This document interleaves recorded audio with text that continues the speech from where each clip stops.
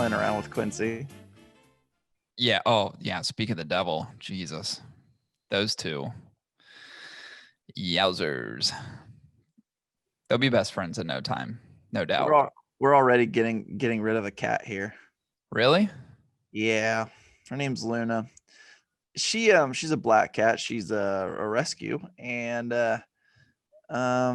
Kelsey kept her just because she found her roaming the sides of the street Yeah. in Burlington, Kentucky.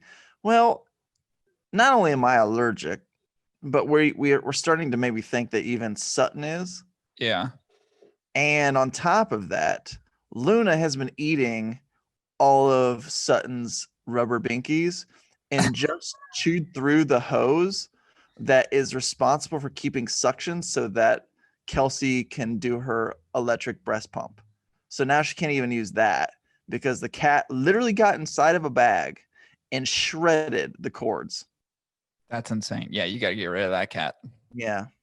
Now the kids are upset, and I'm like, guys, it's either us or her.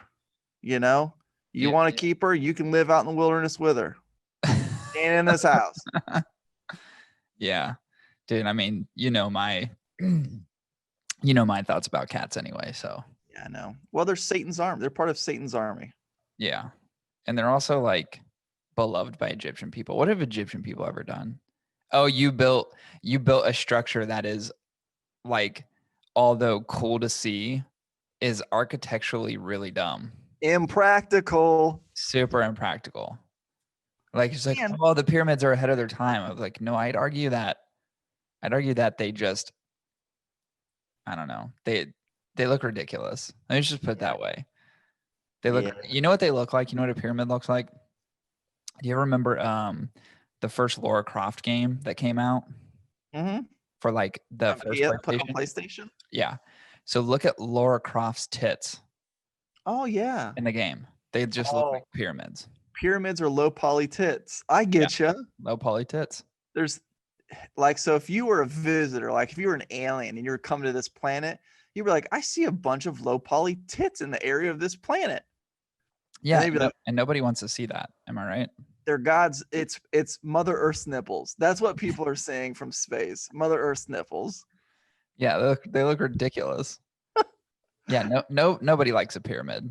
Like the only reason we get all like crazy about it, I think honestly, it's just because they're in the desert. Which, by the way, I didn't realize this, but there's like a set of 3 pyramids, and I forget what the city's called. I started a Netflix documentary about them uncovering certain tombs. Imhotep. Is that what it is? I don't know. I think I got that from the movie The Mummy with Brendan Fraser. Yeah, no, I don't think that's it, but I like where you're going with it. But so they've uncovered a series of like, and it like I forget who the guy was, like some wealthy guy, and he built a tomb, and it's ginormous, and they just keep uncovering mummies down in this tomb. Anyway, what it showed was, and I didn't realize this, where the tomb is and where the bodies are being uncovered is in the desert. But literally right next to it is like this fucking tropical, beautiful oasis. It literally, the tropical, beautiful oasis, which is like palm trees and grass and green, is so beautiful. And it ends. And then literally as it ends, there's no transition. It's just desert. It's like tree line and then desert as far as the eye can see. It's crazy. It's so weird. Yeah, they used to say back in the day, like well before our like intellectual minds actually could start cataloging history, that the Sahara was a very lush forest. It was full of greenery and plants. That's crazy. Yeah. Yeah, like I wish they depicted that more in terms of like Egypt, because every time I think about it, I'm like, well, who the fuck wants to go to the desert? But literally like right next to where they were at is where all the city is. And it's all like the city life, and it's beautiful, palm trees. It's really green. It's very tropical. And I was like, why don't you ever hear about that part of Egypt? I also hear about these stupid fucking pyramids that were built on the backs of slaves, by the way. Like, come on. That's true. You know what? And any monument built in the United States on the back of slaves is being demonized. Here we are in Egypt, where they literally, how many slaves did they have? I mean, thousands upon thousands upon thousands, but we keep those pyramids erect, don't we? I feel like we could probably build a modern day pyramid because we still have slavery in this country, Corey. And you know what it's called? They're called union workers.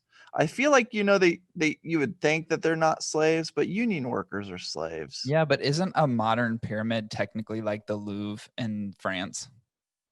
Mm, yeah, we got to one up it, right? It's like that's so passe.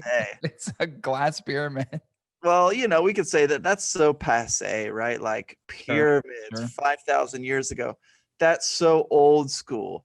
We're going to do something different and we're going to build a rhombus that floats in the sky held by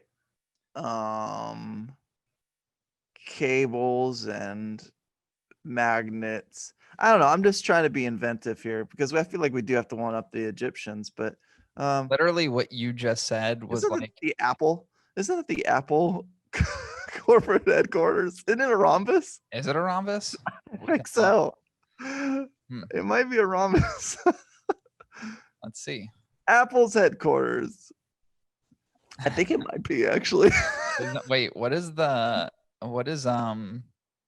never mind. I was gonna ask a really stupid question. I was gonna say, what's the Pentagon?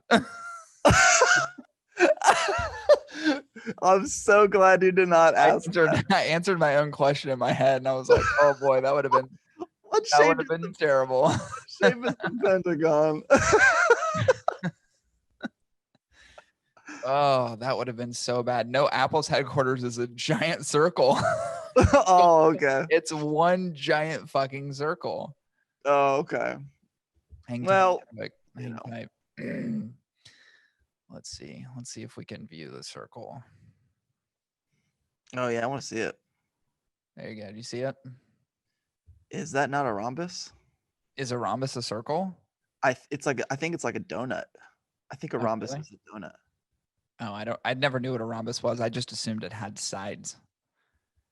Yeah, I think it's let me look up rhombus.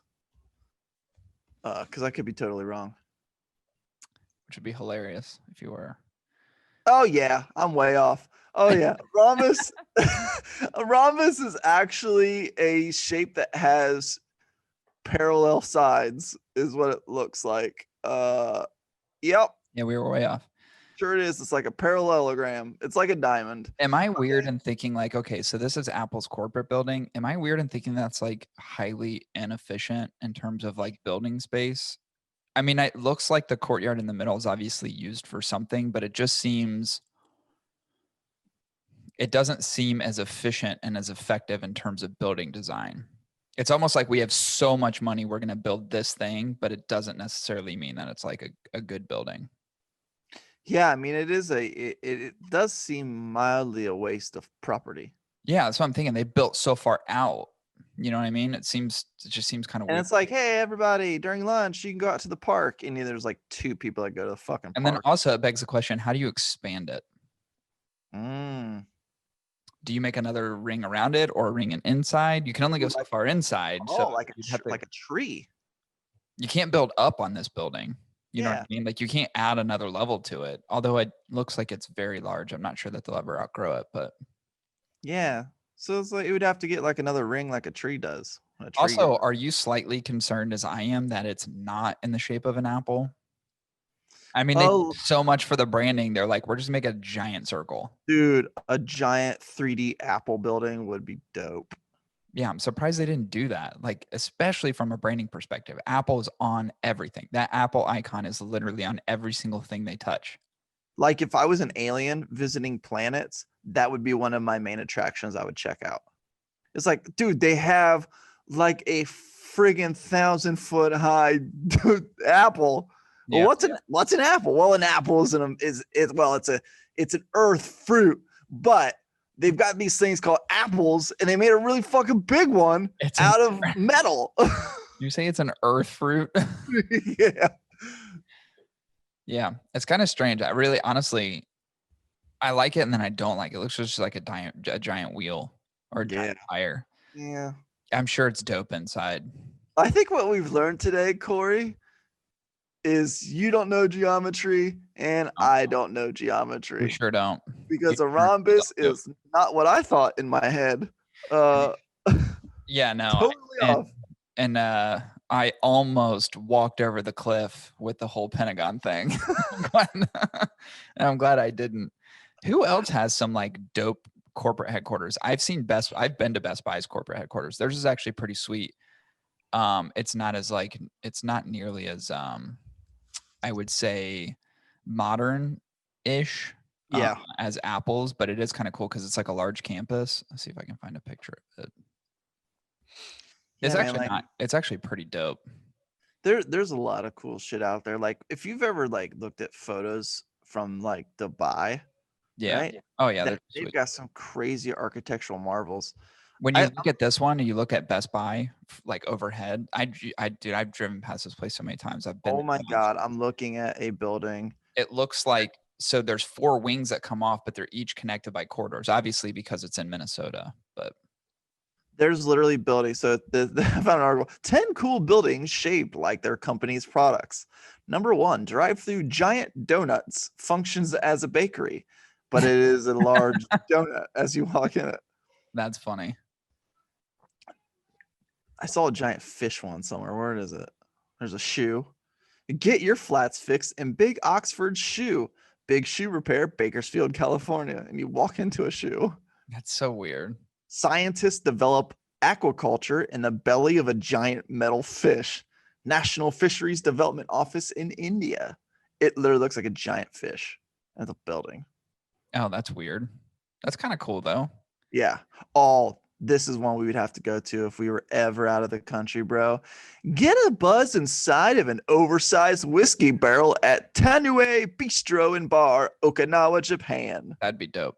That would be sweet. That'd be really cool. So the Digital Trends has the top coolest corporate headquarters in the world ranked. Number 10 is, let's see, we'll count down number 10. Number 10 is the Bank of China Tower, which looks just like a big finger. It looks like it's pointing. It looks like it's pointing to the heavens. It's the shape. It's a more a sharper geometrical pattern than the foam fingers, but Yeah. it's essentially one giant foam finger. Yeah. Tell me if I don't have that angle and everything right. Yeah, It's you like- got it right. Next, Hearst Tower, New York City. I didn't even know that was a thing, but that looks kind of cool. And it's like built on an older building, so it looks like they actually have 2 buildings of different time periods built onto each other, which is kind of cool. Nike World Headquarters. I've never even seen that. It looks like a giant campus. Yeah.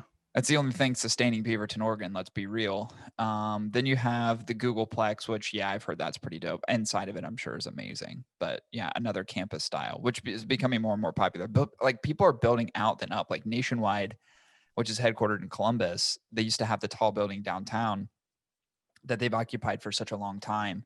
And then they finally built a campus that's out in the suburbs. So everyone's going to that campus style, which is kind of weird. Okay. Chapman. Oh, that's kind of cool. Just a big bubble. Side note, bro. Looks like a snot bubble. It does. I was looking into something and I need your opinion on it. I can buy a clear igloo to put in my backyard to serve as an outdoor smoking area. Can you? Yeah, and they're like $1,200. So you're just gonna put an igloo out back? Sure as fuck will. Why don't you just build an igloo? Or why don't you use what you have available to you in terms of geothermal and just dig down into the ground and just jump in the hole? Maybe I could make a mud one. Can you make mud glues? Yeah, of course. It's insulated. Yeah. I would argue it would work better than an igloo that's made out of ice. That's true. That's true. But yeah, you can buy these like your igloos they're making these like pop-up tents now, like in some downtown cities for outdoor seating because of all COVID and everything. So people are snagging up these fucking clear igloos. Yeah, that are like made out of tent. Yeah. So that's what you were thinking about doing? Yep. Why don't you just get one of those thermal ice shelters? Like Cabela's sells those for ice fishing. You could just put that in the backyard. Oh, that's not a bad idea. Yeah, they have the 1-man and 2-man little ice shelters. Dude, if they let me and my house, I would do that because you can just put a space heater in it and they're super insulated. Oh yeah, in Kentucky they wouldn't say shit. No, they would. That's par for the course. They'd be like, "Oh my god, you got them one there from Cabela's. That's a real nice one." Yeah, you're looking for, Like you'd be fucking classy as shit. it's like, son, I don't think you understand. The river's about 200 yards that way. Why are you fishing here in the mud? Mud skippers, Bob. Oh, okay. Dude, seriously, you could get one of those. I mean, they are thermal. Like they are meant to keep cold out and keep heat in. And the only thing you need is like a small heater, like a small heater. Like honestly, dude, I'd put one out. I would for sure put one out back. Dude, wouldn't it be sweet, man? I'd love that. Oh, let's see if I can find one. Yeah, thermal ice fishing tent. If you're like one, outdoors, I want like a one person one. I yeah, don't want anything crazy. I don't want to fucking be harboring like a whole slew of people. I just want one that I can sit inside of and maybe one other person. I wonder if we could wear them like a set of trousers to where if we want to get up and move it, we could. Like, Why not just you get know, like, readers? you know, like what those fucking clowns wear, you like basically like hula hoop pants. Yeah, I know what you're talking But about. on top is your igloo, and when you're ready, you just sit down, let it touch the ground, you get out of the centerpiece, if that makes sense, and you got your fucking pop-up tent wherever you want to do it. Here's one. Check this out. You can get these in. Oh, that's cool. Yeah, it's like a biohazard tent. It does. It does. It looks like you get fucking hosed off before you do Ebola. You have so you have a 2 to 3 man, and then you have a 6 man. That's actually not a bad price, man. $200 for a 2 to 3 man. Does it have a hole in the top? Yep, it's got a little nipple up there. I don't know what because it is. One of the trickiest parts is not suffocating to death on my own smoke.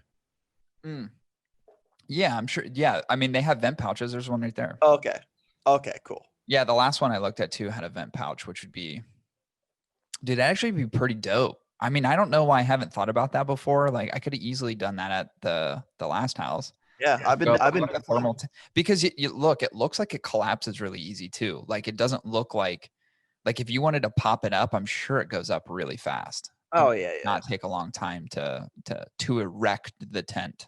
Erect. We could get a really big one too, though. We could fit a whole slew of people in there. One space heater and just oh man, yeah, the fucking COVID city these tents wherever we want to go. Yeah, dude. Oh man, this one's really cool. It's called the Clam. Oh, yeah.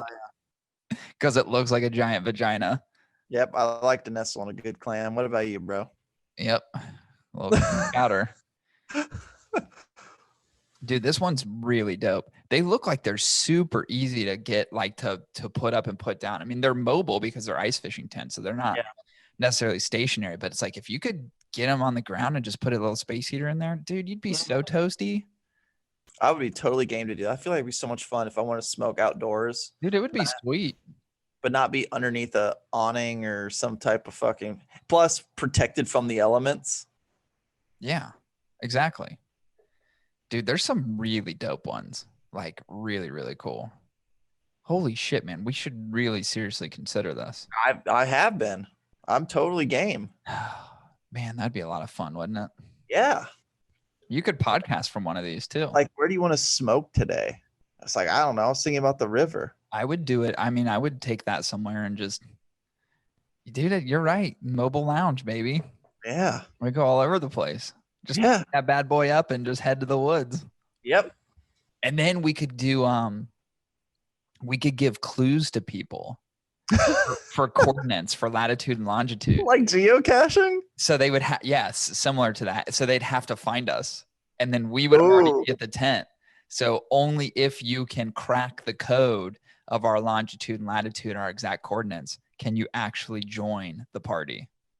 I feel like we should do some coded codex thing where we give them a codex, but we give them just random jargon and they gotta fucking basically figure it out. Almost like in the movie The Christmas Story. Like, make sure to drink your Ovaltine, like that.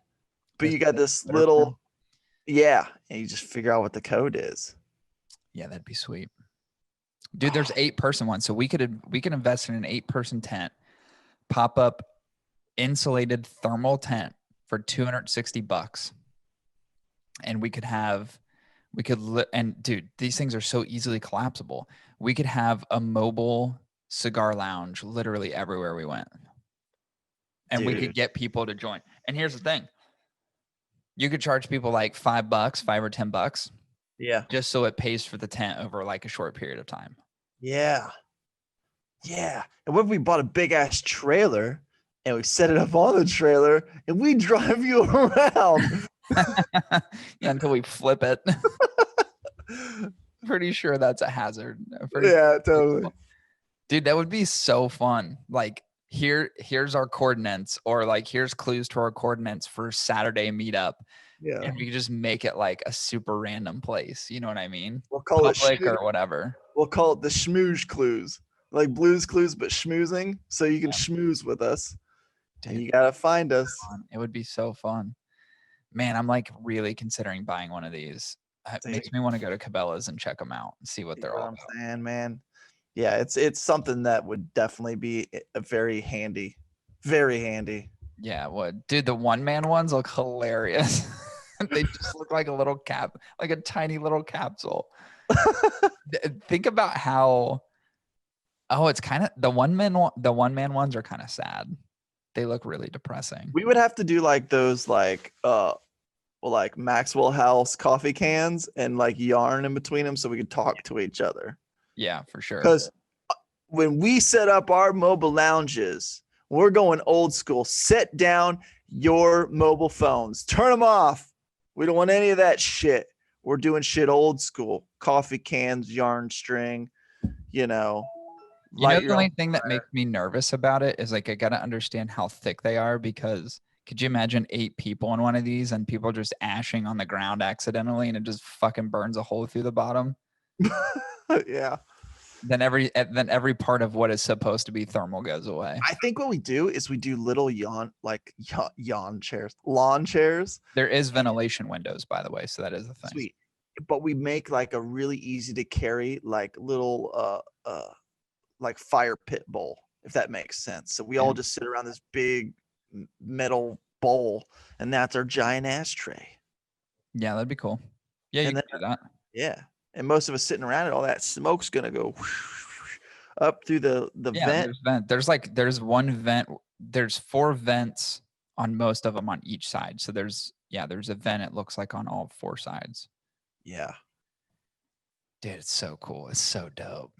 Man, that would be a ton of fun. Yeah. We should do it. We should make the investment. It'll pay itself off. You know, people would join, especially during times of COVID.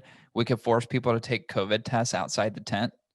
Like, or have the temperature reader. And it's like, if you're showing any signs of, like, if you got fever or anything like that, you know what I mean? Like, and then you get an 8-person, man. That would be, how cool would that be? Yeah. Get an 8-person one of these things, or $260 for an 8-person. That ain't bad at all. No. I think it sounds like a worthwhile investment. I think so too. Hey, you want to hear something disgusting? Yeah.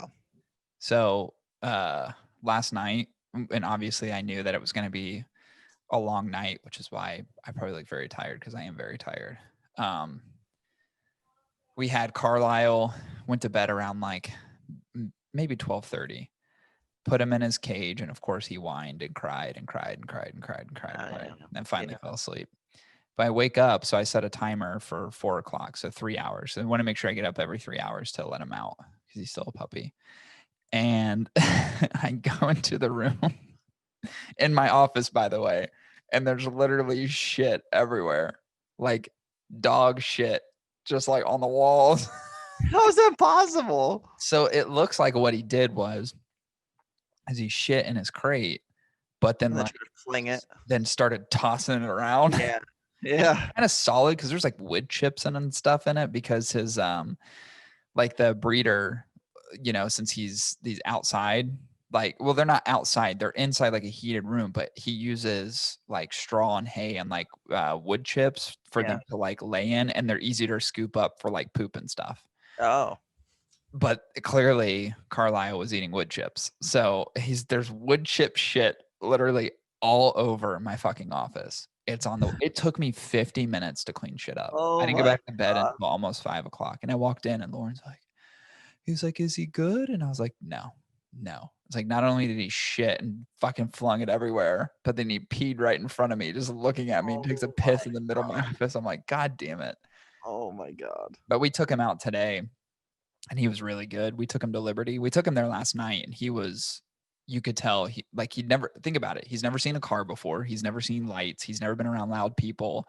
So he just looked super overwhelmed last night. Like, he just stopped in the middle of the street and was just like he was very overwhelmed. But today we got him out and ran him through Liberty again, got a coffee, and just like took him and Quincy for a walk. And dude, people were all over those two dogs. I bet. Like, oh, this is great. So he's already getting like really good socialization right now, which is awesome. I think mom's coming over in the morning, I think, Oh, that's cool. to take a look at him. Yeah. Yeah. Very excited, dude. He's such a cool dog. His paws are like, they're already like, his paw fits the inside of my palm. And he's 20 pounds. So dude, he's so oafy. He tried to run earlier and just got out in front of himself too fast. So he just like, his front paws went underneath him and just slid on his face. I'm also, because he's just so clunky, because his legs are so big. Like, he hasn't grown into his giant feet yet. So, but I taught him to climb stairs, which is awesome. That didn't take long. He was terrified at first. Yeah. And then I just kept encouraging him, and he finally climbed. He's climbed up the back steps, and he's climbed up the steps here. Like, he's that big already. He's just like, walk straight up, walk straight down. He's a fucking monster. Hell yeah. He's going to be so much fun, man. He's going to be really fun when he's past his like teenage puppy time, which is going to be atrocious for him. So we've got to be real diligent in our training. But when he's probably about 1.5 years old, he's going to be awesome. And he's going to be so big. Like, he's going to be way too big. Like, this steel cage behind me is like the biggest I could buy, and it's not going to be big enough for him long term. So I'm not sure what the fuck we're going to do, but yeah, he's a monster. Anyway, hey, let's get into, we got a review to do, right? We do. What did we review, Chris? Oh, brother. I'm asking because I legitimately don't remember. How did I not remember this? It's the Sobremesa Creme Brulee. Did you say Sobremesa? Yep, I think it's Sobremesa.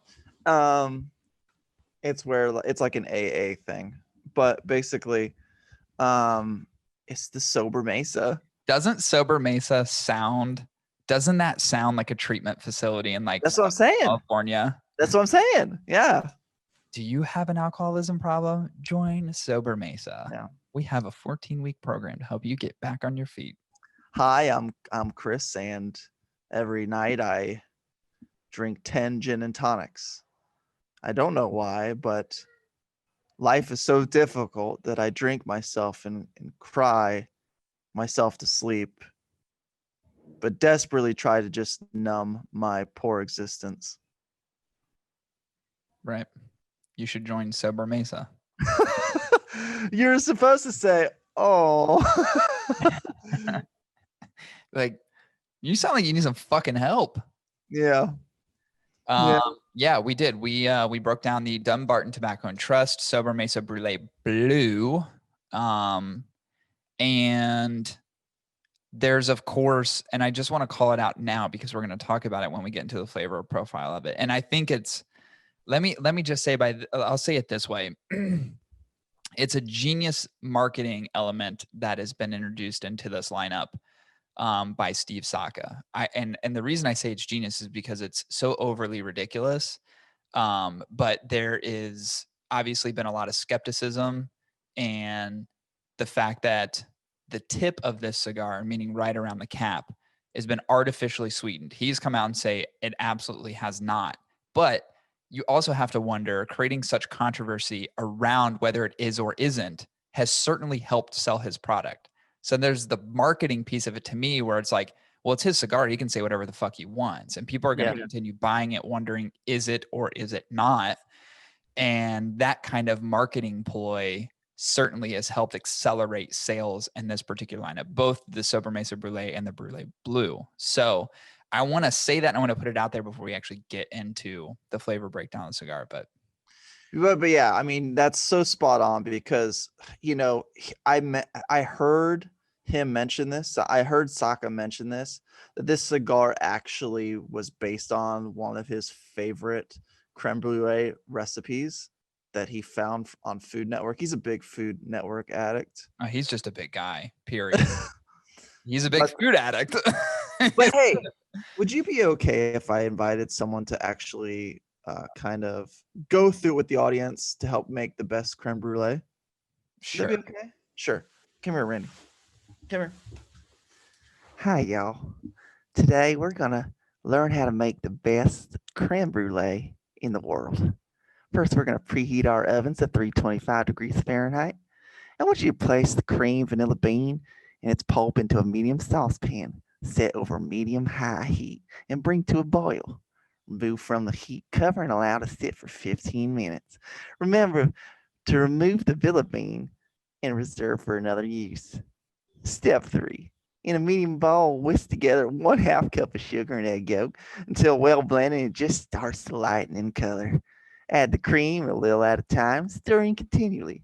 Next, you're going to pour liquid into 6, maybe 7 to 8 ounces of ramekins. Place the ramekins in a large cake pan or roasting pan. Pour enough hot water in the pan halfway up the sides of the ramekins. Make sure to bake just until the creme brulee begins to set, but still trembling in the center, approximately 40 to 45 minutes. Next, we're going to remove the ramekins from the roasting pan and refrigerate at least 2 hours and up to 3 days. You can choose which ones you want to do. I say it tastes better the longer you let it wait in the fridge. And then we're going to remove the creme brulee from the refrigerator for at least 30 minutes prior to browning the sugar on top. Then we're going to divide the remaining 1/2 cup of vanilla sugar equally among the 6 dishes and spread evenly on top. Using a torch, melt the sugar and form a crispy top.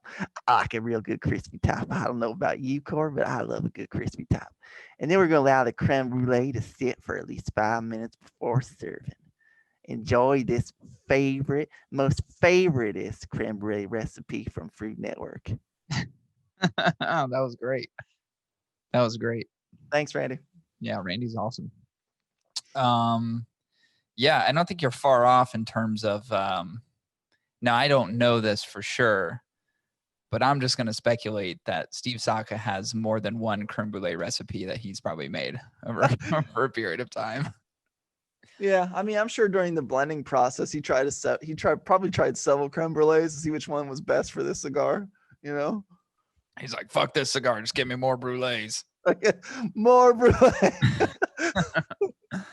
All right, so getting in the components of the cigar, it's an Ecuadorian Connecticut shade wrapper, Mexican San Andreas binder, and Nicaraguan components in terms of the fillers. It comes in only one vitola, the Sobremesa Brûlée Blue, obviously, and that's a Corona Gorda 6.25 by 46, and it comes in at roughly a $15 price point. So certainly elevated beyond the original Sobremesa, which I love that cigar to death, and the Sobremesa Brûlée.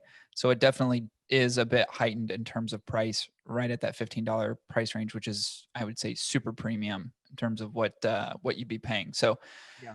With that, let's get into the breakdown of the cigar. Chris, first and foremost, let's get into the construction. What did you think about the construction of your cigar? Yeah, it's a good looking Connecticut like shade, right? It's a very pretty. It is a Connecticut, right? Mm-hmm. Yeah, it's a pretty Connecticut. I want to say it's a little bit richer in color than most Connecticut's I've seen. Meaning it just has a little, I don't know, maybe it has a little more saturation, maybe it's a little darker. I don't know, but it just looked a little bit atypical. But it was a really pretty looking Connecticut. Had thin wrapper. I mean, you could tell it's a thin wrapper. It had mild veinage, great cap structure. Gotta say, although the construction was amazing overall, and I think what I liked the most, I don't know why, but I love the label. Yeah. There's something Yeah. special about it. There's something special about it. It But is I thought pretty it was cool. yeah. But I thought it was, a firm but soft. A good medium squishiness on the cigar. It didn't seem overly packed per se, Yeah. but I thought it was a really well constructed cigar just from visual appearance and a little bit of feel.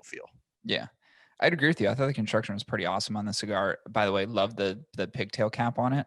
I like pigtail caps, and there's a legitimate reason. Not only do I think they're cute, which maybe that's not a character attribute you want to call a cigar, is cute, but they're just kind of cool looking, right? And I love a pigtail cap because if you flick that cap off, then you expose just a little bit of that filler and the binder inside, and you don't really have to do much as far as cutting. So it's really nice just having a pigtail cap that you can flip off, and boom, you can start smoking. So I actually much appreciate it, and I thought it looked pretty dope.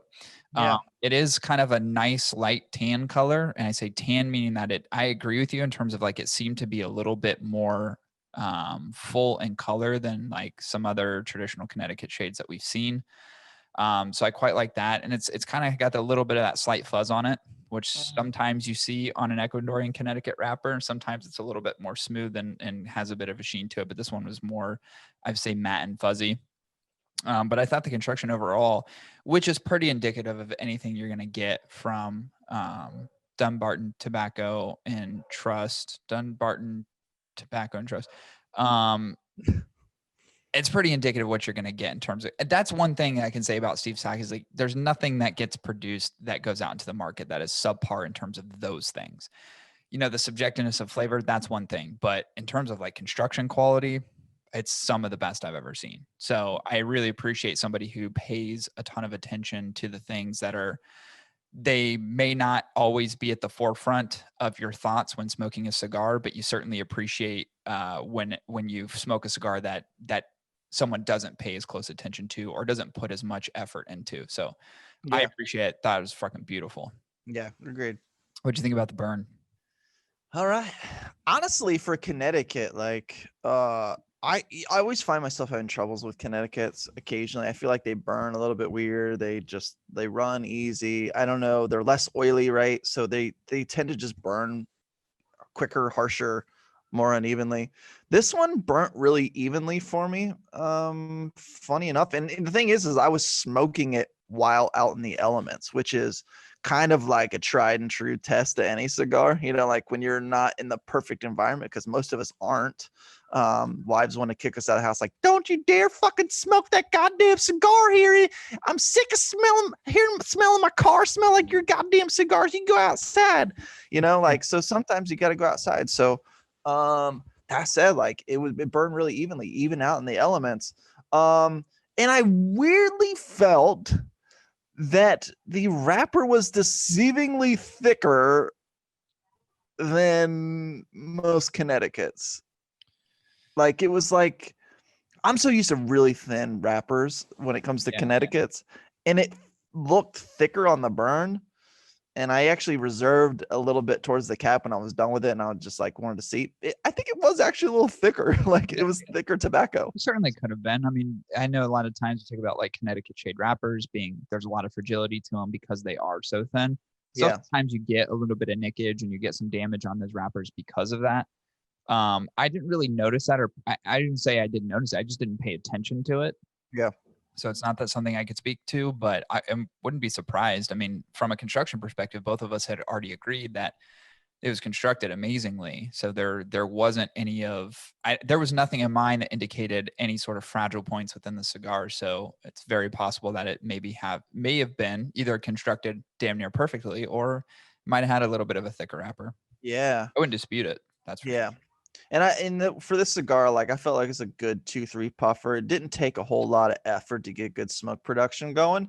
Had nice, just the right amount of resistance I felt in the cigar, which made it just an easy kind of puff. You don't really have to think about it when you're drawing from it. Right. And it produced kind of a really nice medium gray ash that even with it not being as packed as most cigars we smoke, where they're just like, let's cram as much fucking tobacco in as we can. It actually didn't lend itself to be overly flaky on the ash. Like it still had held together quite well, even with it not being overly bunched in the cigar. So I felt like it really hit like a good middle ground. Yeah, I would actually agree with that.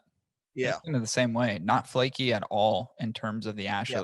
I mean, and also I think one of the best things about the cigar is it held such a good burn line for me. Like that's what I really liked about it. I'd say in terms of like the draw, I think I probably parallel with you a lot. It's nothing like, Like typically you like get a good draw and good smoke production. It like stands out in your head. It's like to this one, it was just like, it's exactly what it needed to be, but not anything that was like overstated or understated. It was just exactly where it needed to be. Par for the course, essentially. Yep. But I thought the burn itself and the consistency of the burn, you know, going along with the exhale of ash is like, it was top notch, man. Like the consistency of this burn was one of the best I've had in a long time. And if you think about it, we're talking about a 6 1/4. A lot of things go wrong in a 6 1/4, right? Like there's certain outages that you may get, certain runs within the cigar. This thing burnt evenly, consistently the whole time. I never had to touch it up, never had to relight it, not one time. Just burnt perfectly all the way through. I mean, literally down to just a little nubby nub, nice little finger burner. So the burn is equally as good as the construction. Yeah, I agree. Now, here's the controversial part, and arguably the most important part of how we break these cigars down, which is the flavor.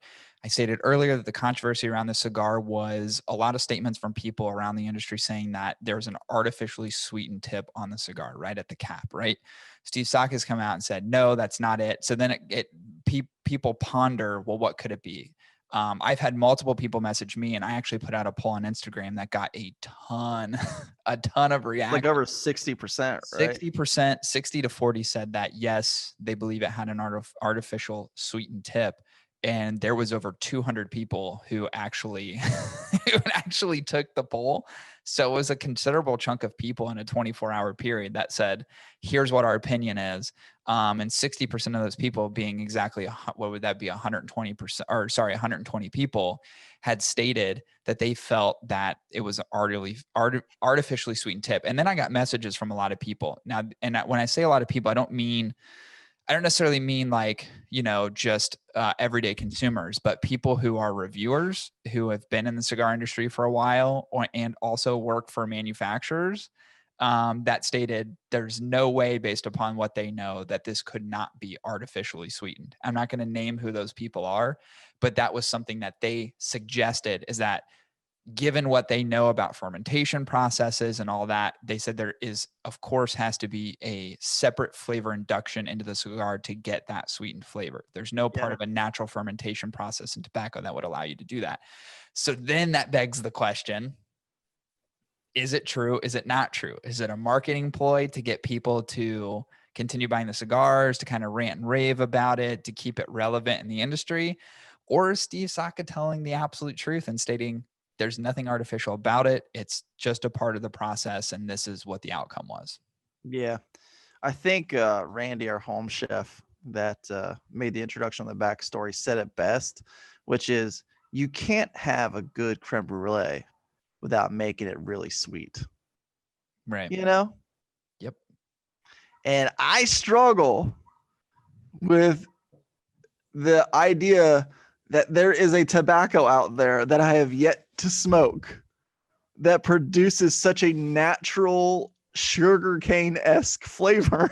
By the way, only on the tip of the cigar. Only on the tip. I think that's the struggle for a lot of people, is that same flavor does not exist. If you roll your tongue down the remainder of the cigar like you're about to blow it, you get no artificial sweetened flavors. That's only on one part of the cigar at the head of the cigar. Yep. So what could it be? So Curtis, I'm going to ask you right now, what is your opinion? Do you think it is an artificially sweetened tip? I have to imagine yes.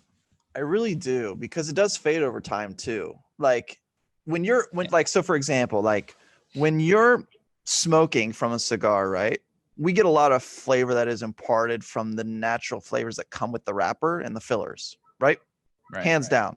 Like there's flavor that the wrapper gives us, which Connecticut's honestly don't give me a whole lot of flavor. Let's be real. Yeah, I agree. And the good flavor at least. Yeah. And then you'll get flavors from the fillers, right? That never really changes, if that makes sense. Like you still have those flavors when you smoke through the entirety of a cigar, right? So if it was natural tobacco, while flavors might change up a little bit, you're still always going to have those nuances present throughout the entire cigar, right? So if that tobacco was naturally sweet, let's just assume that, right? The tobacco was naturally sweet. It was made in a lab. I don't know. Maybe China did something. I don't know. But if we smoked that from the get-go and that tobacco is naturally sweet, we still would have gotten that sweetness Right. pretty much to the remainder of the cigar. But I've had enough infused cigars to tell you this. The beginning several draws, like 10 draws, are always the sweetest.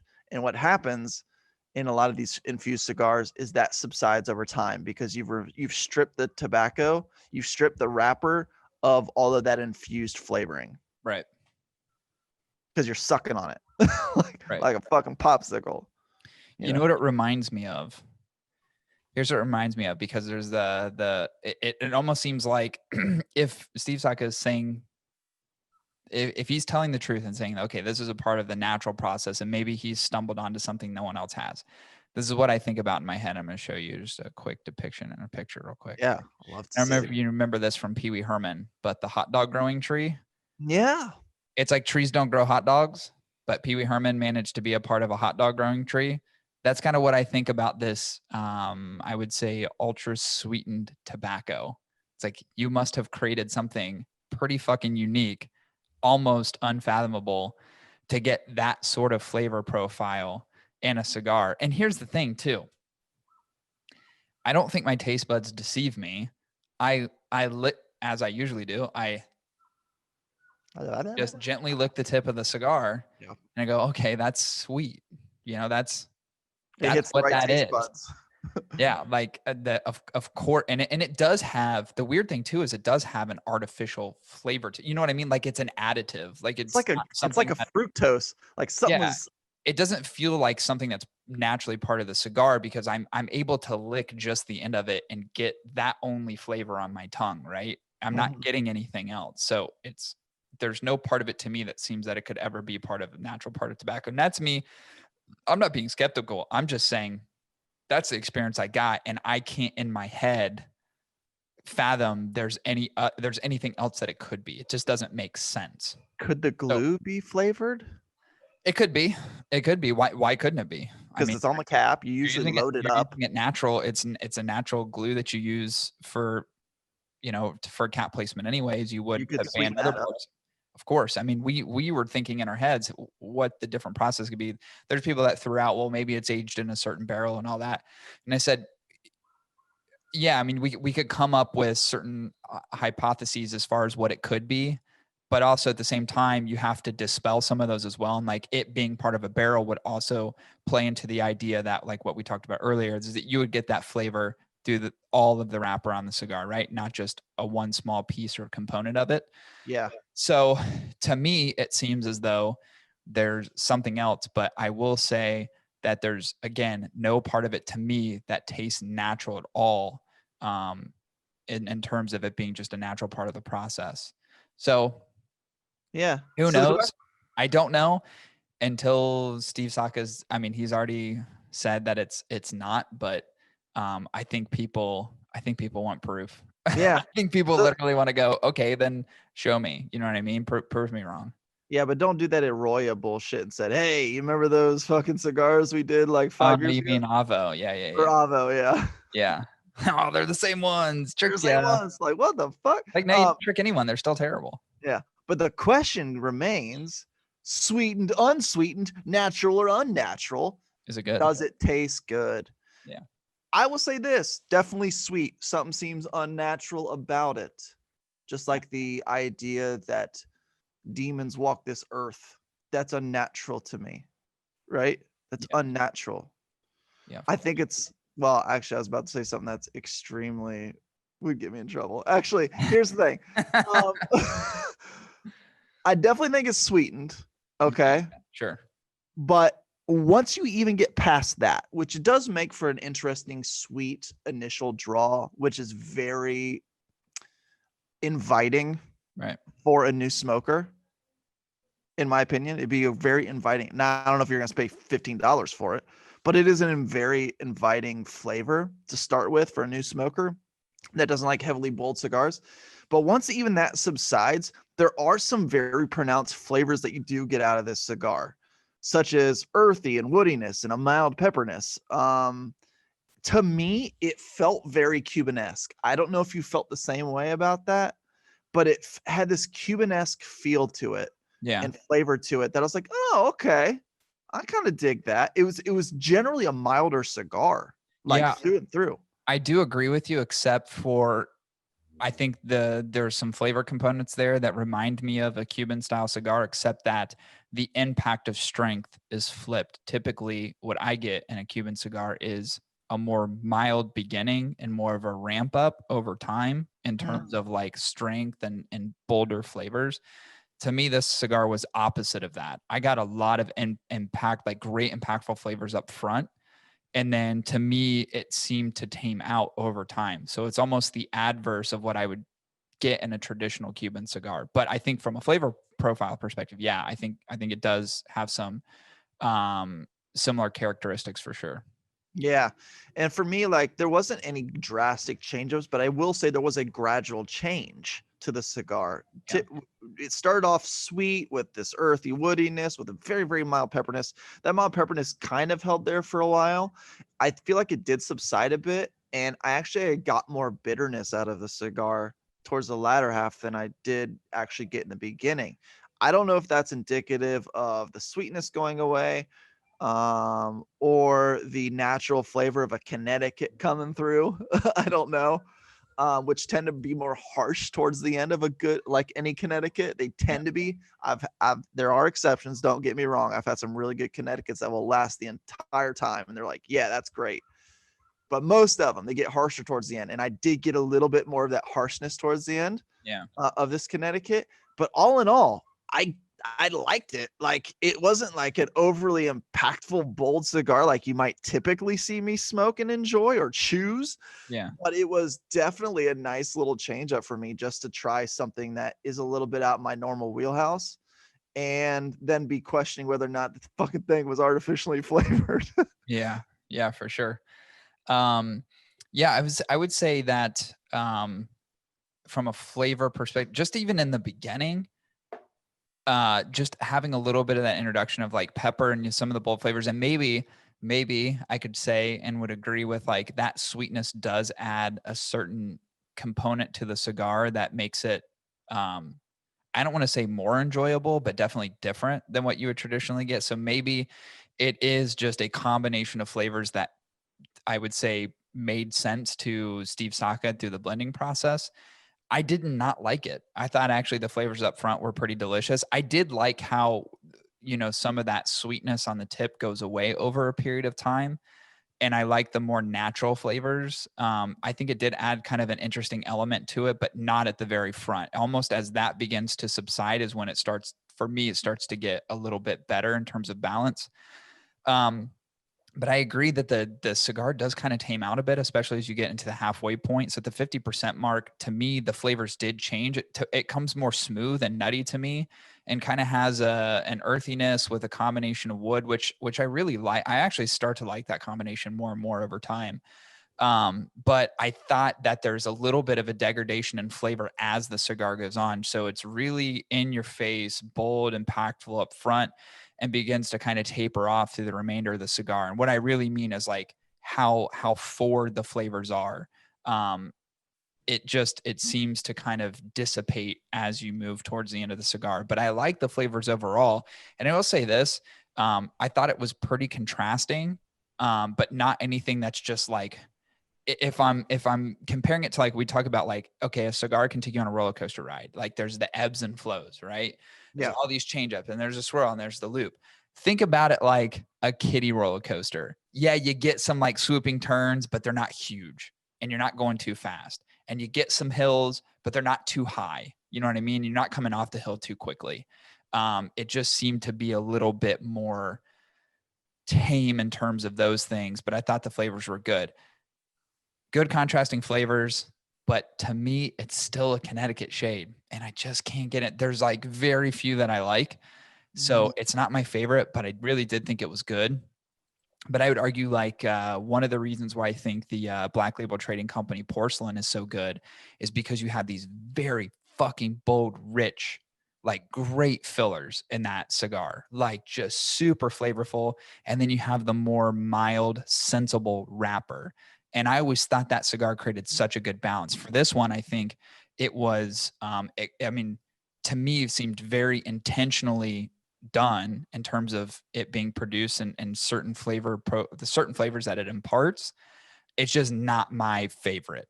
For me, if I'm going to have like a lighter shade style wrapper that is supposed to be a little bit more mild, I want it balanced out by something that's going to be more in your face. Because to me, that creates a good balance and flavor combination. So in this, it's like, yeah, it was pretty good, but to me, it's still a Connecticut, which is never going to be my favorite. It's like the best Connecticut I'll ever score will never be as high as some of the cigars that I think are just outstanding in terms of, if we're talking about, like Connecticut broadleaf, or we're talking about Mexican San Andreas wrappers, or we're talking about like Ecuadorian Habano.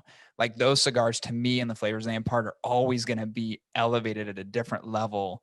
It's almost like a Connecticut can only get so good, and so good is never going to achieve the highest marking score for me. I just had too many of them I just know by now, like what I like and what I don't like. Yeah. But I would say in terms of like, if I had to rank, this one would definitely be closer to the top. It's not my top ranking Connecticut shade, but it's pretty good.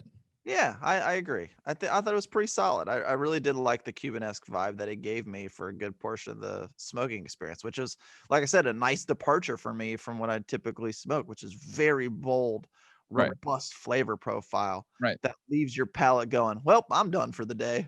Like, Yeah. Yeah. It's like got kicked in the teeth, right? yeah. So this begs the question, knowing what we know about, and we both agree that there seems to be something artificially done to the tip of the cigar, the cap structure. Yeah.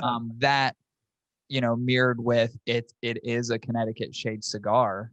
We know that this comes at a pretty elevated price point of $15 per this one Vitola, which is the only one that's produced in the Brûlée Blue. So what do we think about the pricing? $15 for Connecticut shade with a little sweet tip on it. Is it worth it? Is it not worth it? I think the price is as artificial as the sweetened cap on it. Sure. I think it's a bit steep. I do. It's definitely, there's no doubt in my mind that Dunbarton makes some well-worthy 10 and up cigars. I don't think this is one of them. Sure. And it's just, I think, a personal preference, really, even though I like the departure and change up it gave me compared to what I normally smoke. But I am in agreement with you. I struggle with Connecticut's. I really do. And I desperate and I'm still always open to trying them and Yeah, me too. smoking them. I've been smoking too many of them in effort to try to find one that really blows my mind. Yeah, and I still just struggle, and I don't know why it lacks flavor, and then maybe that's why it was sweetened. I don't know. I know that's what I was suggesting earlier, was that it was trying to achieve a quite different balance than what you would get in some of the other ones that are in the marketplace. And sometimes maybe you have to go outside the traditionalism of creating a cigar to really make something that is uniquely different in terms of a Connecticut shade cigar. So it's kind of like that's what I was suggesting earlier. Yeah. So that said, I mean, I thought there's no doubt in my mind Dunbarton makes great cigars. Great cigars. Oh yeah. This one I think is a little too steep, maybe a little too limited edition, and so to speak. That is maybe the reason it's $15. That said, I had to give it a pricing pricing deficit.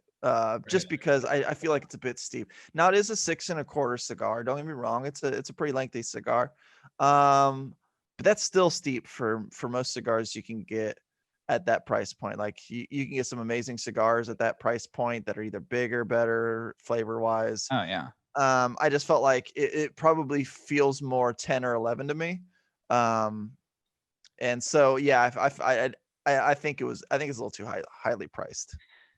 Yeah, I would agree. And I'll kind of make two statements in terms of my opinion on where the price is at. So one will be in comparison to other things that are made under the Dunbarton line, which are some of my favorite cigars, like the Tricky Traca. Absolutely love that cigar. Super highly rated from us. I thought it was hands down one of the best cigars he's produced, right?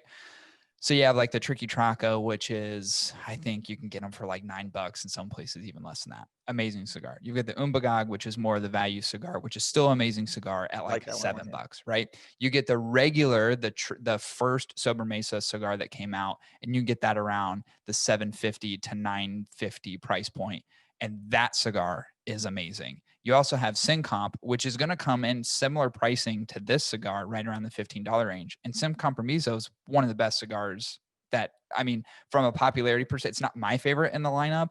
But if you were to pull the people out in the cigar industry and say Syncomp versus everything else in the Dunbarton lineup, it's probably going to be ranked the highest. So there's that piece of it where I go, I could argue probably 4 other cigars that have been produced in the Dunbarton lineup that I think are better than this cigar. Then you got to compare it to what other Connecticut's exist on the marketplace. I already named one of my favorite, which is the Porcelain by Black Label Trading Company. And there's some that I've had recently that I've really liked, that really do kind of have that harsh ending that just drives me nuts. I think part of it, like my quest to continue smoking Connecticut cigars, is to find one that doesn't end harshly. It's been a very tough challenge to do. But to me, it's kind of just layered in with the other Connecticut cigars that I had. There's nothing to me other than the controversy and the sweet tip that stands out beyond, what we currently have, at this particular point on the marketplace. It's just, there isn't enough for me to say like, this is such an outstanding Connecticut shade cigar that it elevates beyond everything else. It just doesn't. It's just kind of in the mix with everything else. And it also has a sweet little tip on it. Yep. That's it. I mean, there's nothing beyond that for me. So I just, in terms of the pricing, $15 is it's value too high. So I gave it a pricing delta. I do agree with you that, like, given the Vitola, and I'll give it some bonus points in terms of it. Like, hey, this is a limited edition cigar. So even from a production perspective, taking that into consideration for the pricing, I'd say $10 would be very appropriate. But I think about other cigars that are like $15, and I'm like, yeah, it's just so many that I can name at a $15 price point. I like much rather have that. It doesn't mean I don't like the cigar. I just think there's so much more out there that's just a lot better. Yeah. Totally fair. That's my opinion. Totally fair. So all things considered, we both gave it a pricing delta. Perhaps we need to text each other. Text you, because I think this may be the first time in quite a long time where I think we're gonna be very close to each other, and I'm gonna give you a rounded up number. So you let me know with a nod of your head, how close am I? Hold on, I'm sending it to you right now. Oh, I just sent it to you too. Oh, so we were pretty close. Yeah. We were pretty close. And that actually breaches a mark for us. It's tethering the line between 2 recommendations, but ultimately we received the recommendation of highly recommended based on the score, which is awesome. I do think it is a really good cigar, and we're saying highly recommended because it is a good cigar, and you got to give it props for what it is in terms of being in Connecticut, and probably I would say in the mix of a lot of others, but certainly, I mean, it's a good cigar. You can't discount that. So for me, I think where this cigar stood out the most is in everything that wasn't the flavor.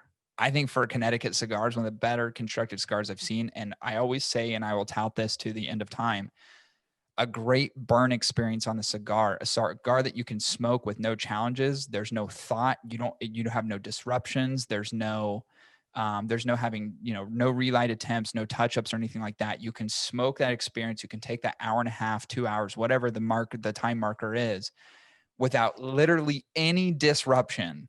To me, there's so much that I think you need to give in terms of a score and those components, because they really do truly make for a great smoking experience. So I think where the cigar shined was in the production and the burn, and where I, in terms of flavor, thought it was good. Didn't think it blew my mind. So, from a recommendation perspective, I think a lot of this is just kind of on the shoulders of how well the cigar was made.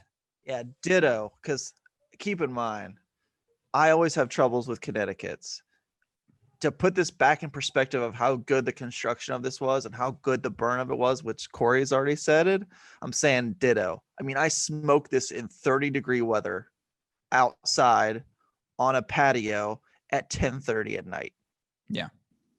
And had zero issues with the construction and burn. Yeah, Zero. you were there when I smoked the one that I smoked, and it was a windy day. Yeah. Wind zipping through. Yeah. I never had one issue. I mean, even I was shocked. I was like, well, there's no way this is going to last, especially for being, 6 1/4 in length. I was like, there's no way this is going to last. There's going to be a point in time where there's going to be a pit and I'm going to have to relight. And it never happened. It just never happened. And it's like, for me, it's like, God, you got to give good points to an organization who really pays attention to the production quality of what they put out there. Flavor is obviously very important, but those two things can really help elevate a cigar score from us and a recommendation based upon just the quality of what you're getting. So I think that's really where the cigar shined. Yep. Agreed. All right. I'm exhausted. I'm desperate need of a fucking nap. I keep drinking coffee and there's not enough. Yeah, I feel you. Yeah, it's been life is crazy, huh? It's so crazy. Yeah. You have like a new kid and I have like 2 new dogs and both of us are glutton for punishment. I feel like I was like, oh, let's get this. Hey, what was I thinking in terms of like, I'm going to get this dog. That 1 is going to be a challenging puppy. 2 is going to be one of the biggest dogs on earth. 3, they notoriously are hyper bonded to their human companions, which means they don't really typically like other people. So you have to socialize the fuck out of them. And they're natural guard dogs and protectors. So it's like, and you can come up with you can come against a bunch of adversity walking a Cane Corso down the street if another dog approaches. And now I'm not saying gets aggressive, but maybe lunges, and maybe it's just like Cane Corsos they will shred other dogs. They will literally murder them. So it's like, I got the most challenging dog I could possibly fucking get during the winter time. I'm like, well, what am I thinking? Yeah. Well, we have something in common. They're both shitting everywhere. Yeah, that's true. I should probably use the same, since mine's full of fucking wood chips. I should probably come borrow some of those little suction tips that you have so I can get him to fucking stream some poop out. Although the Wendy's. Yeah, the Wendy's. He may need some of those. He got a lot of wood in his shit last night, dude. I was like, God damn, there's wood chips everywhere. It was like he's shitting sawdust. It's weird. But anyway, all right. Let's wrap up. Yeah. I thought this is a good one, and we're gonna continue trying to make some headway in some of the 2020 releases. I mean, that's pretty much the commitment to the end of the year. So anybody who's wanted to be a part of the podcast in terms of interview, if you're a manufacturer, you're listening to this, I'm sorry. We've had to decline a few going into the end of the year because right now we're literally a matter of weeks away to the end of the year, and we've got to buzz through some 2020 cigars. We want to make sure we get through the majority of what's on the list, at least as far as like big releases, or I would say new releases. I don't mean like a different Vitola in a lineup. A lot of that is what 2020 has been. I'm talking new cigar releases. We're trying to get through those so we can kind of compile a list as we make our way into the new year and say, okay, what was the best of 2020? So that's what we're really going to be concentrating on from now to the end of the year, which will be both in written review form and will also be on the podcast. So yeah, for sure. And we do have something, and we've said it before, very exciting coming up, and it will be the exception to the rule in terms of what we do in a podcast. So we will have a very unique podcast coming up, which will include guests, but for a very specific reason. Yep. So my little teaser for that. You can visit our show. Let me reverse. Record the whole. Listen, we do one take, so let's record this whole fucking episode again. Yep. Fuck it. All right. Stop button. Start over. You can visit our show sponsor, My Cigar Pack, at mycigarpack.com. Unique and new to My Cigar Pack over the recent few months is get the factory direct stuff. This month featured Adventura. I've smoked the cigars in that factory direct pack. I already like their cigars to begin with. I think they're really fucking delicious. And the factory direct stuff, which is a lot less expensive in terms price of cigar, is really, really, really good. So I highly recommend making sure you subscribe to My Cigar Pack so you can get some of the factory direct stuff and everything that was in the My Cigar Pack. The samples that we received were really good in the month of November. So check them out, www.mycigarpack.com. You can also check out our website, which is www.hotticketweekly.com for reviews, news, and more. We've got our videos posted up there, which you can see and have visibility to. We've got our reviews. There was 2 that we released last week. Didn't release anything this week, but there should be 2 that I'll be able to release in this coming week, which will be both 2020 cigars, again, as we rifle through that. So make sure you check out everything on the website, and you can get this podcast everywhere.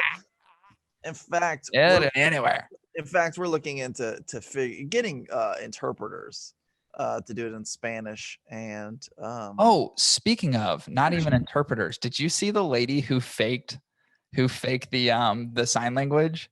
I forget what it was for. I can't remember if it was a press conference or it was a concert or something, but there's a lady who faked sign language and she looked so convincing and real. And then somebody who was deaf was like, that's not real. She's not even doing anything. And then finally she admitted, she's like, yeah, no, I was just asked to come up here to make it look like we were signing. Oh my God. She had no fucking clue. She was sitting there like doing the hand motions and like she was finally called out for it. And she's like, oh yeah, I was asked to come up here and just kind of fake my way. Hey, the real interpreter canceled. They put me in to do it. How funny is that? I forget what it was. I thought it was like important, like something in the news. I can't remember. I'll send it to you later if I can find it. Dude, it was really funny though, because when you look through it, you're like, she's just so convincing. Like she's just very. Oh no, here is sign language interpreter criticized for police.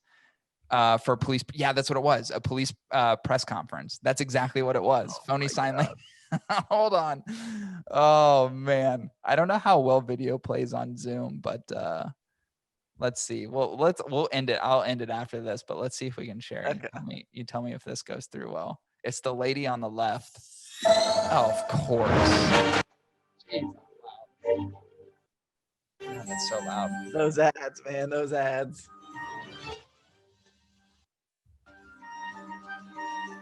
Yeah. Here we go. That's her. That's her on the left. Look at her. She's warming her digits up. An arrest in the Seminole Heights murders. Our detectives are currently working. Fuck. None of that's real. Charging 4 counts and delivered gibberish. Signs, and I wasn't able to understand what she was saying.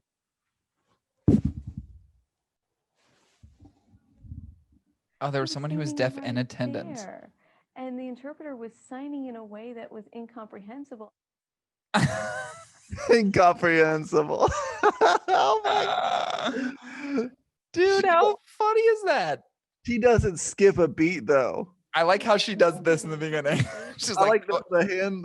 She's like, you know what? I really need to fucking warm up for this. She's just like, let's get these digits ready because we're going full force, baby. It's like, have you ever seen a sign language interpreter like warm up their hands before they do it? Yeah. Yeah. What if she's just like this? And she was just like, 2 people talking. Right? Oh man, I was dying laughing when I first saw it. I knew it was something important. I was like, it's a press conference of something. It's fucking police department. She just faked it. No, there's no idea what she was doing. Here's like, hey, there's a deaf lady in the office, and if we don't have something for her, like they thought that was the best idea, was just to fake it till you make it. Like the lady wasn't gonna know, like because she doesn't know sign language, she's fucking deaf. They're like, it's way more egregious if we don't have someone on staff doing this. So let's put someone on staff who can fake it the whole time. Yeah, like what were you thinking? They fucking shot him in the head. Like, it was armed robbery. He was armed and dangerous. We saw the perpetrator fleeing the scene. We saw them fleeing the scene. Dude, So dude, funny. I so want to apply for one of those. Fucking do it. It's too great. It's too great. I fucking died laughing when I saw that. Oh, I thought that okay. So that was a great way to end the episode. I think Yeah. that's fucking hilarious. All right. Well, I got some editing to do. So it looks like it's still sunnier there than it is here. It's not. Oh, I think maybe it's just your camera trying to adjust. Yeah. Like, well, it looks like it's less dark. Like here, it's like the sun is like almost down. So It's real cloudy. all right. Well, until next week. Yeah, until next time. This will conclude episode 174. Dude, it's Yeah. crazy. We're almost at 175. 200's coming up. Like, we got to be Wow. prepared for that. That's going to be in like the next 4 or 5 months. Yeah. We're going to have to prepare something big for it. You gotta do something bicentennial based. But yeah, I agree. Well, we should just probably figure out something.